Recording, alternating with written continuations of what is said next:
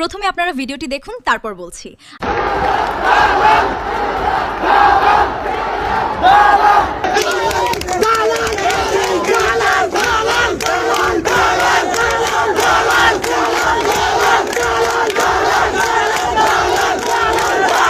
আর হাত পা কাঁপছে, দিদির সামনে কি বলবো।